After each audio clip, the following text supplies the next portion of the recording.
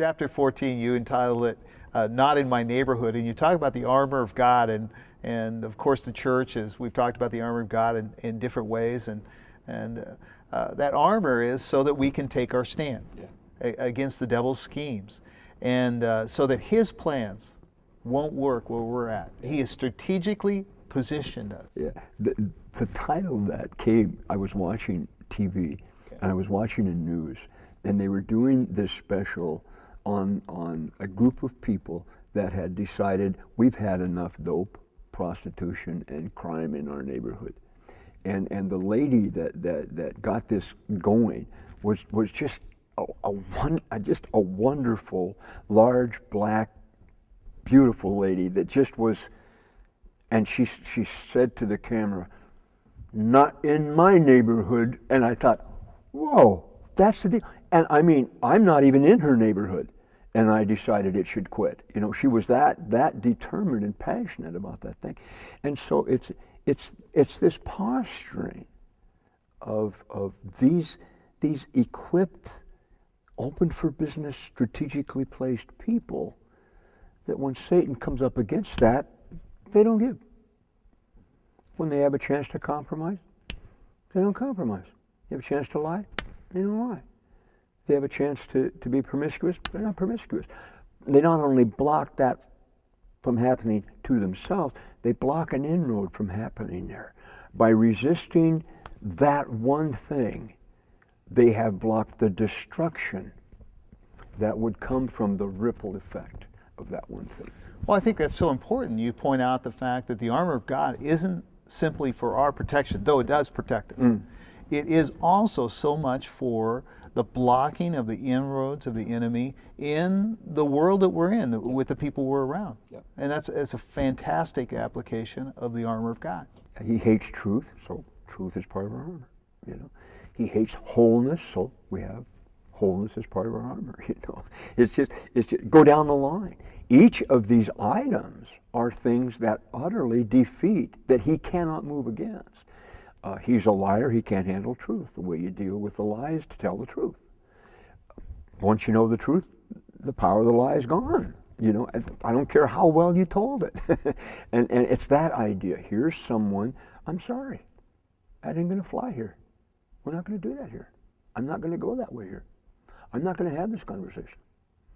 I am not going to go to that arena. I will not allow myself those thoughts. I will not relate that way to that person. It's just not going to happen. And all of a sudden, we begin to add paralysis to the intentions of Christ in this strategic place. And by strategic, I mean, you know, there's all battle encampments are not equally strategic, you know, but there are some that if that is taken, all the rest of them are really in trouble, no matter how well armed they are. Sure. And that's what I think we are. We're at the point position. If you don't get past me, you can't get anybody back here. And I'm not letting you by. I'm just not letting you by. Well, that blocking the strategies of the enemy is such a important thing to think about as we go through our life, as we go through our days, and as we're around people who are far from God. That we can say, listen, we're going to come into your world, we're going to stand with you, we're going to be with you to block the intention of the enemy right here in this situation. And standing against means, Dave, it's not a cross-body block. It's pressure against. It's putting pressure against. The scripture says, if you resist the devil, then he'll run. If he feels the least bit of resistance, I'm out of here. He's not a fighter, he's a loser. He's already lost, he knows that, so he got nothing to fight with. But it's this resistance.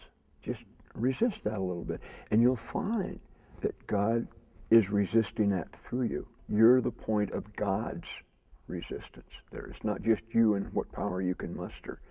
You're there because that's a power point of God's resistance. And when you actuate that, then it begins to happen. I think it's a wonderful way to end the book as you come to this conclusion that, listen, not in my neighborhood. the strategies of the enemy aren't going to take place in my neighborhood, and that I'm going to walk in truth, in righteousness, in peace, in faith, the wholeness, the helmet of salvation, the Word of God, and these qualities, these commodities, you call them, are the very things that frustrate the enemy. And we're frustrating the enemy when we're open for business and we're functioning in those things every day. And that's the Monday morning church, that we stop the strategies of the enemy. And realize that we're not vulnerable. You know, it's not resist and hope. That I'm safe. I'm safe in a rotten place because I'm not rotten. You know what I'm saying? It's okay. And I don't like it. I don't like the smell of it. But this isn't heaven. You know, this is prelude to hell, is what planet Earth is. Okay, so it's going to smell bad. It's going to be ugly. It's not going to be comfortable all the time. Although it's not that bad much of the time, but sometimes it is. But I'm not vulnerable. You know, I don't have to be protected. I'm a new person.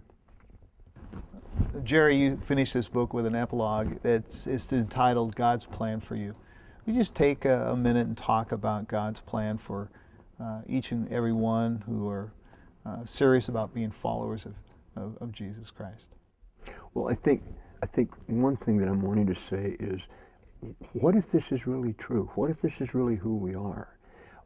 What would it look like? And my hope and my desire for you is that by now, yeah, it really is true. You really are a child of God.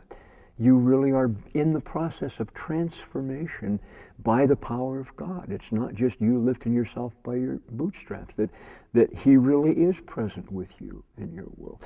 That you are not just accidentally roaming around hoping to show up someplace significant. You are significant, and where you are is significant. God doesn't only have a purpose for your life, He is the one who authors purposeful living. And it's not my own self-accomplishment. There's something of destiny here. You're a person of destiny.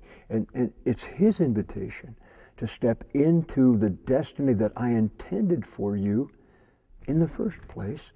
Let's get this Operation Earth underhand and well done, and then we can get on with what I really had in mind for you in the first place. We're people of purpose, and accomplishing His purpose is not you and your effort. It's saying yes.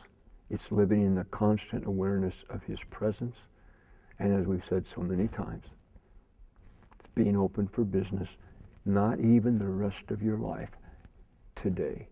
Be open for business today.